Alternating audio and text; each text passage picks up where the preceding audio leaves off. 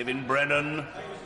The news that, as well as sacking the Culture Secretary, Chancellor of the Exchequer and the Justice Secretary, the new Prime Minister has sacked the Education Secretary. Would this be a good opportunity to debate improving the teaching of geography and classics?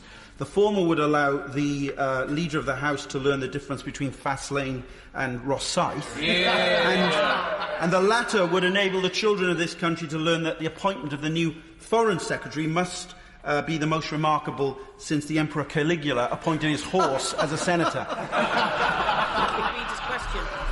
We are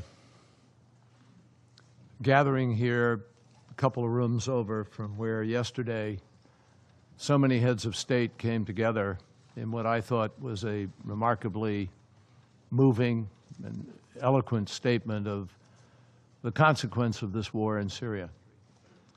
We listened to the young Olympian tell us about her dreams and how she was able to compete this year because of a refugee Olympic team.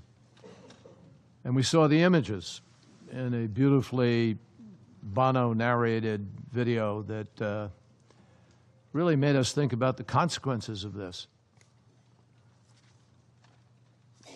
I listened to my colleague from Russia, and I sort of felt a little bit like they're sort of in a parallel universe here. Plan. I call on the international community to support UN efforts to begin a real negotiation in Geneva on a political transition that can provide the only durable route to peace. And I urge the entire international community to get behind the best... The noble Senator Incitatus.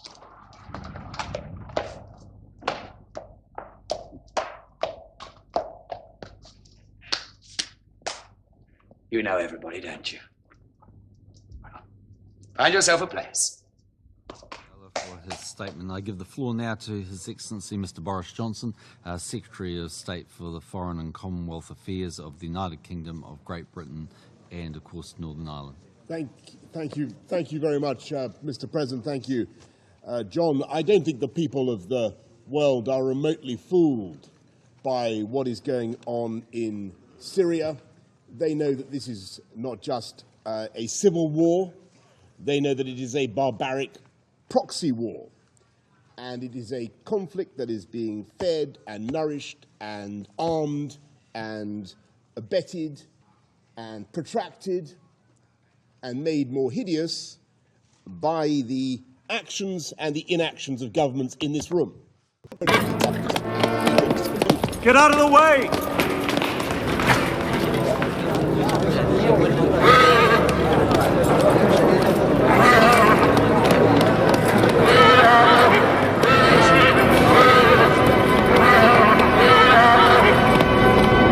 Listen to my colleague from Russia.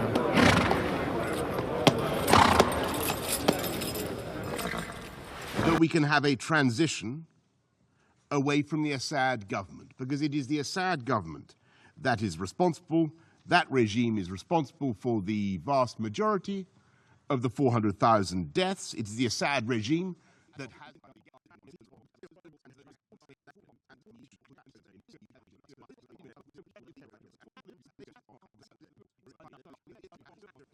then I'm afraid the responsibility for that will lie overwhelmingly with the people broadly represented in this place, and above all, with the Assad regime and its sponsors.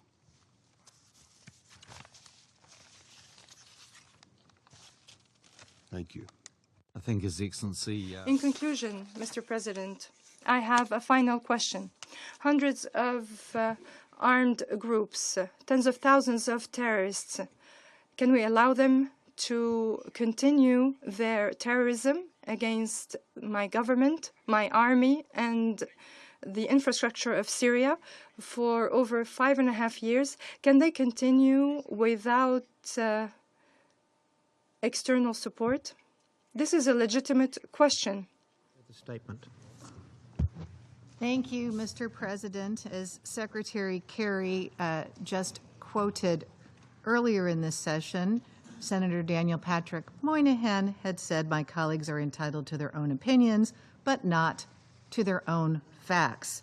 Let's just keep in mind the facts of who is prolonging the suffering of the Syrian people. The last speaker's statement was so full of untruths that I feel no need to say anything further. Thank you, Mr. President.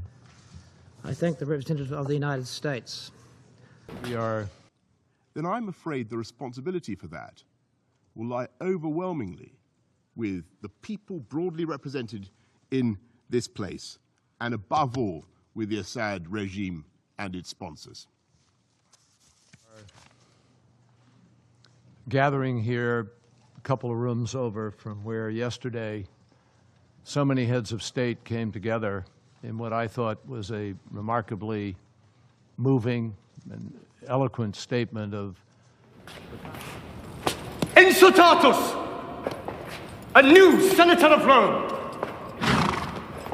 You will treat him as your peer in every debate.